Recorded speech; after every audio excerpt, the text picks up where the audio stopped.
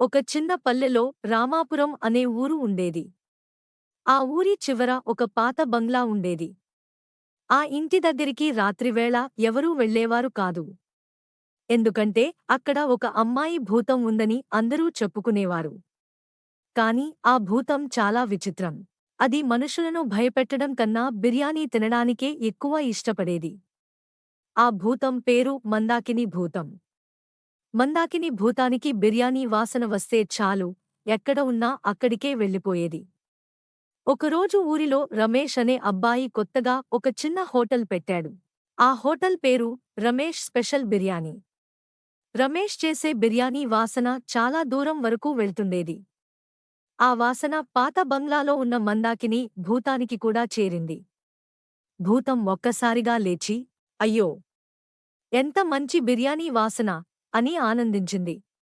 ఆ రాత్రి భూతం నెమ్మదిగా రమేష్ హోటల్ దగ్గరకు వచ్చింది. అప్పటికే హోటల్ మూసేసి ఉంది. కానీ లోపల ఒక గిన్నెలో కొంచెం బిర్యానీ మిగిలి ఉంది. భూతం నెమ్మదిగా లోపలికి వెళ్లి తినడం మొదలుపెట్టింది. అప్పుడే రమేష్ అక్కడికి వచ్చాడు. లోపల ఎవరో తింటున్న శబ్దం వినిపించింది. ఎవరు అక్కడ? అని అడిగాడు. అప్పుడే ఒక తెల్లటి అమ్మాయి భూతం బయటికి వచ్చింది. రమేష్ ఒక్కసారిగా భయపడి, అయ్యో! భూతం! అని కేక వేశాడు.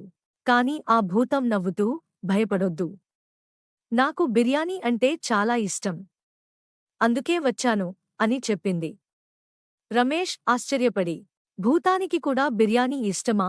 అని అడిగాడు. అవును. చాలా ఇష్టం అని భూతం చెప్పింది. రమేష్ కొంచెం ఆలోచించి, సరే.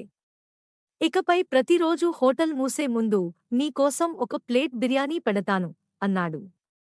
అది విన్న మందాకిని భూతం చాలా సంతోషించింది. ఆ రోజునుంచి ప్రతి రాత్రి రమేష్ ఒక ప్లేట్ బిర్యానీ పెట్టేవాడు. భూతం వచ్చి నెమ్మదిగా తిని వెళ్ళేది. కొన్ని రోజుల తర్వాత ఊరివాళ్లు గమనించారు. పాత బంగ్లా దగ్గర భయంకర శబ్దాలు రావడం పూర్తిగా ఆగిపోయాయి. ఒకరోజు రమేష్ భూతాన్ని అడిగాడు, నువ్వు ముందు ఎందుకు మనుషులను భయపెట్టేదివి? అప్పుడు భూతం నవ్వుతూ, అది బిర్యానీ దొరకక కోపం వల్ల అని చెప్పింది. అది విని రమేష్ కూడా నవ్వేశాడు. ఆ రోజునుంచి ఆ ఊరిలో ఒక మాట ప్రసిద్ధి అయింది. ఆ భూతానికి భయపడకండి. ఒక ప్లేట్ బిర్యానీ ఇస్తే చాలు.